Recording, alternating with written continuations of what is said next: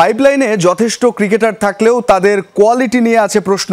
খেলোয়াড়দের প্রস্তুত না করে সুযোগ দেওয়া হয় জাতীয় দলে, বলছেন বিসিবির সাবেক নির্বাচক হান্নান সরকার। 2027 বিশ্বকাপকে সামনে রেখে মুশফিক মাহমুদুল্লাহর বিকল্প নিয়ে ভাবছে বাংলাদেশ। হান্নানের মতে বেশ কিছু ক্রিকেটার আছেন রাডারে, নির্বাচকদের চোখ চলতি ডিপিএলেও। লাল সবুজের জার্সিতে ওয়ানডে ফরম্যাটের ক্রিকেট অনেকখানি এগিয়ে ছিল গত কয়েক বছরে। সাকিব, তামিম, মুশফিক মাহমুদুল্লাহর মতো সেরা ক্রিকেটারদের নিয়ে মাশরাফির অধীনে বড় স্বপ্ন দেখেছিল দেশের ক্রিকেট। তবে সময়ের পরিক্রমায় বেজেছে একসাথে পাওয়া সেরাদের বিদায়ের সুর, আর তাই ভাঙা গড়ার নতুন চ্যালেঞ্জ বাংলাদেশের সামনে। দেশের ক্রিকেটের পাইপলাইন নিয়ে বরাবরই ওঠে প্রশ্ন। দুর্বল অবকাঠামোর কারণে আন্তর্জাতিক মানের ক্রিকেটার উঠে আসে না নিয়মিত।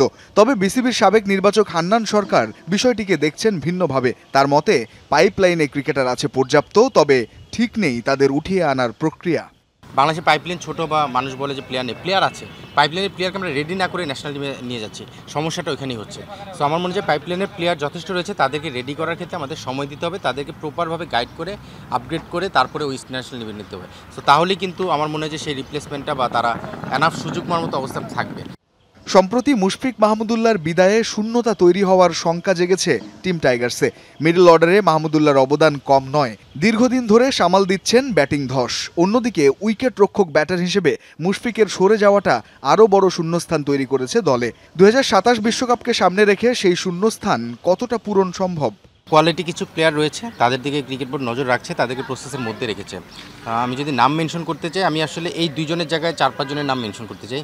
ফর এক্সাম্পল আপনি সোহান, অঙ্কন, আকবর আলী, আমি যদি দেখি আফিফ, শামীম, ইয়াসির আলী রাব্বি, এই 6 জনের নামে মেনশন করলাম। এদের মধ্যে থেকে একটু নজরে রাখতে হবে যে ঢাকা প্রিমিয়ার লিগটা কে কীভাবে শেষ করছে, কে কোন কন্ডিশনে কাদের এগেনস্টে কীভাবে পারফর্ম করছে, সেই জায়গার একটা জাজমেন্টের পরে তাদের এখান থেকে কিছুটা শর্টলিস্ট করা যেতে পারে। দেশের ক্রিকেটে প্রতিভাবান ক্রিকেটার হারিয়ে যায় হরহামেশাই। জাতীয় দলের সাবেক ক্রিকেটার হান্নান বলছেন, প্রস্তুত না হয়ে জাতীয় দলে আসার খেসারত দিতে হয় অনেক ক্রিকেটারকেই। আপনি দেখবেন যারা আসে তারা রেডি হয়ে আসে না। আপনি ম্যাক্সিমাম দেখবেন 19 থেকে 1 বছর বা 2 বছরের মধ্যে ন্যাশনাল লেভেলে চলে আসে। 19 আর ন্যাশনাল লেভেল টপ লেভেলের মধ্যে আকাশ পাতাল ডিফারেন্স। রঞ্জন শান্ত, যমুনা স্পোর্টস, ঢাকা।